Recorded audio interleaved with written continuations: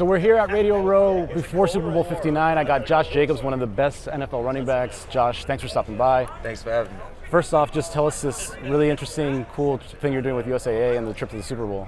Yeah, so I partner with USAA and the Marine Corps to be able to give, a guy Super Bowl tickets. His name is Kevin Bennett. He served for 34 years, operations in, Kuwait and Afghanistan. Just to be able to, and I heard he's a Packers fan, so that's big. But just to be able to, highlight the, the heroes that that may not get all the recognition, but allow us to be able to do everything that we do today on a day-to-day basis. So, shout out to him. What was it like seeing his reaction when you let him know that? Oh, I actually have to do some things with him tomorrow, so I get to see him in person and actually, shake his hand, pick his brain a little bit. So cool, that'll be exciting. Yeah. That'll be exciting. So, I want to talk about the Packers a little bit.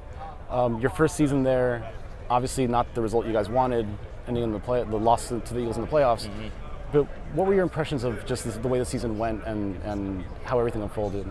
Yeah, I mean, from my point of view, I think that we have a really good team. Obviously, we're the youngest team in the NFL, but I feel like we're a couple of pieces away from, really doing something special.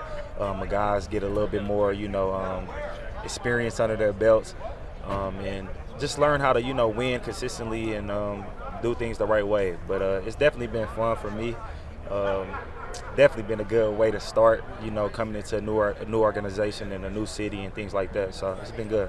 What is the mentality or the outlook going into 2025? Obviously, Jordan Love's still young, still developing.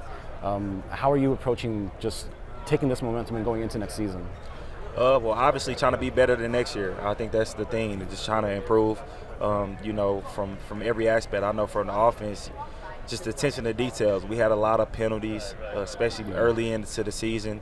A lot of crucial plays and that got called back and things like that could have been, momentum changers in games. So I think that's the first thing. You start from the basics and then you figure it out. Going back to the Eagles, what were your impressions with them with Saquon? Because that offense has just completely changed with him going off the way he has. Yeah, I mean, obviously they got one of the best, if not the best, offensive line in the NFL.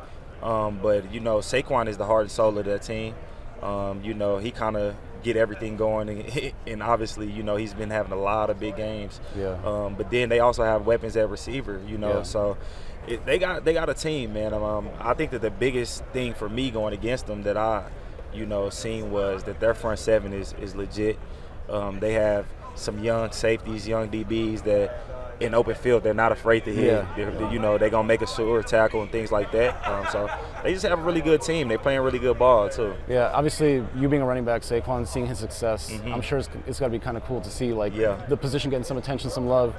Bijan, I don't know if you saw this. He actually on Twitter thanked Saquon for popping off and making running backs look good.